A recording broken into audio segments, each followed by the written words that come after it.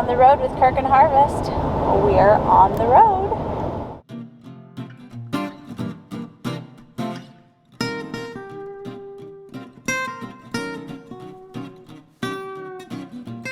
All right, hey everybody, welcome back.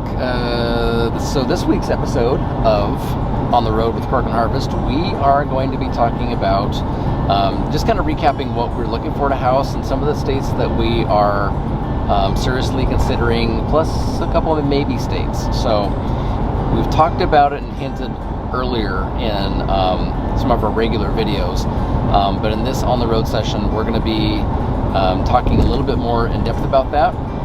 Because guess what? We've got 2.5 weeks left of our planned trip, and then so that's kind of the time frame that we're thinking, we're ready to go ahead and make a decision on the house. So today we're gonna talk a little bit about just kind of recapping what we're looking for in a property, and then we'll go over some of those states again and maybe some of the highlights of those. So go for it, hun. So it's official. It is time to start hunting for a house. So we cracked open the computer and started looking at the websites that we look at to hunt for a couple houses here and there. We've been looking for, 6 months or so. Just try to keep our eyes open to different areas. And I'm going to talk a little bit about some of the things that we for want in a home, and any that I forget, Kirk will wrap up with that. But I have them written down so I don't forget any. All right, so we are looking for a piece of property with acreage. We'd like to have, we say 15 or more, but I'd like 20 or more. And part of the reason for that is we would like a lot of room for not only growing our garden and our animals and our animal production, but also for the fact that we want to be able to have our family there with us, whoever wants to move in with us. So have extra houses and or dwelling spaces for family and extended family.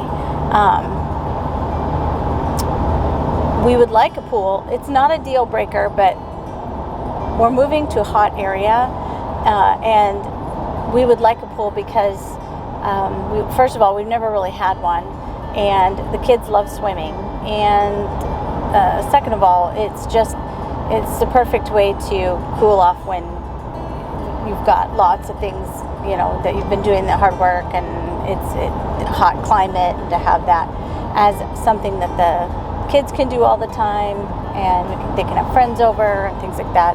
We would really love a pool. We would like a lot of privacy. So along with a lot of acreage, we'd like the privacy that brings. So that means no encroaching developments. We don't want to be too close to a big city that eventually city's going to come to us. We don't want a major highway driving by our house. I don't want to hear traffic. And if we can at all help it, I don't want to hear airplanes flying over our house. No big agriculture. And a lot of times when you have big agriculture around you, that does mean that you're not going to have housing developments coming up, but it also means that there's a good possibility that they will be spraying things on their crops, things that I don't want in my crops. So I don't want to live next to a commercial or a big ag farm of any kind. And then the other thing we found out kind of just because we were out looking around for houses is we don't want to live next to a rock quarry. We had looked at a house, and I tell you what, it was the most adorable house. I think it was in South Carolina, can't remember, North or South Carolina. Oh, the house was so amazing. The property was amazing. It was great. It had a lake, and it was just incredible, except for the fact that the noise from the rock quarry that was, I don't know, a few miles away was so loud they were, they use dynamite to break up the rock. They have rock crushers. They are loading trucks, and then trucks are driving by. It was just, we want to be in a nice, quiet place, so no rock quarries. And then the other thing I don't want to be next to is like a chicken farm or something like that. They're smelly and noisy, and I don't like the way they run their businesses usually, so I don't want to be anywhere near that. And I'm sure there are other things we don't want to live next to, but that's just kind of an idea of kind of the things we're not necessarily looking for. So me personally, I would like an older home, something with history. We've been looking a lot at, since it's the South, there's a lot of things like old plantations, turn-of-the-century homes that are just gorgeous. They have character. They, a lot of them have been updated and are modern on the inside, but they have that old charm and character, and that's something I would like. I absolutely love that. The old hardwood floors and all that just really makes me happy. We'd like to have a separate house that's close by already to go for my mom, so that she can have a place that's, I mean, even if we have to fix up something that she can move right into. Let's see. We'd like to also have flat land. It doesn't have to all be flat, but I would like to not have to battle with hills or mountains or even slopes that are pretty steep. And the reason why is because at our last house we battled with that a lot. I wouldn't mind having a lake on the property, or if there are some lower areas in the property where we might need to make a lake because maybe water collects there or something. But I don't want to have such rolling hills that I can't get to the other side without it being really, really difficult. We'd like something that has already established pasture or the ability to be pasture very quickly. And then also some trees. So maybe some hardwoods already growing on the property. And it would be nice if that was kind of an equal ratio. So let's say if we got 20 acres, we had 10 acres of pasture and 10 acres of trees. And then along with that, maybe the pastured area be fenced.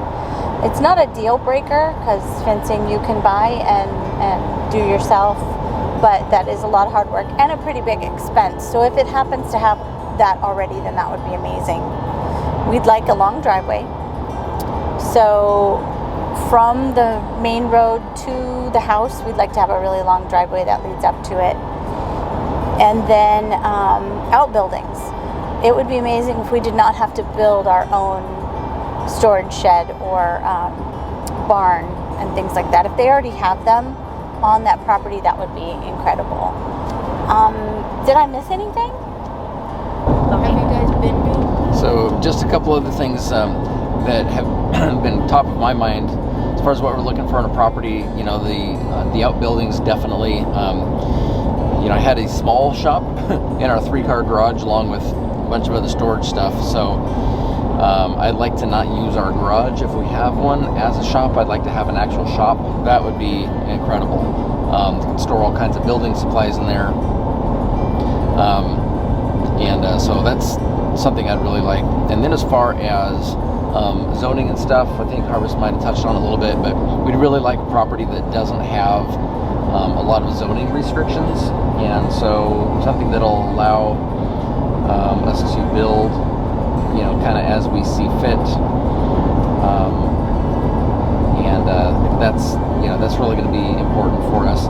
Not that we're going to be building, an airport in the backyard or anything, but we just want to have the freedom to do that type of thing. All right, so top states.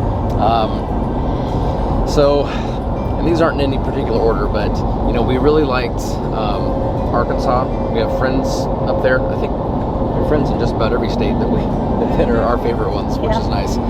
So yeah, Arkansas is a good one. climate, weather, growing, location. Just a little bit cooler than I'd like. It's a little bit on the cool side because it's a little bit further north as far as growing zones go. But then that's kind of depends on where in Arkansas you're looking at. It's an absolutely gorgeous state. I mean, we got to go all through the Ozarks, and man, what a beautiful area. So that's a top one. We are also looking at North and South Carolina. Those are two of the 3 states that we have yet to visit. Harvest and I did visit North and South Carolina March of this year, but we're going to take a little bit more time here in the next couple of weeks and explore those a little bit more. So we really like both of those areas. Just beautiful. We don't want to be necessarily on the coast, but it's a nice feature to have. We'll be fairly relatively close to the coast, East Coast, of course. And let's see, what are the states for there? Those main things. Georgia and Alabama. So so Georgia and Alabama are a couple potentials. We are currently in Alabama, and we've actually really liked. I was kind of surprised. We've definitely liked what we see. As far as pricing goes, I don't know that you can beat Alabama or Georgia. I mean, it's pretty amazing what you can get for acreage and for price. So both of those are definitely.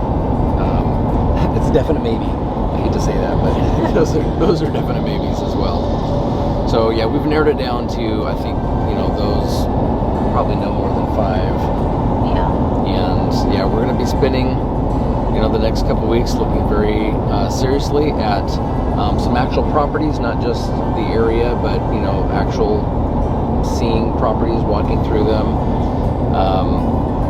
wrapping up the last few details of financing. So we're really hoping everything's going to come together. We have our itinerary scheduled essentially through August 1st. It's kind of the last booked stay that we have as far as Airbnbs and things like that.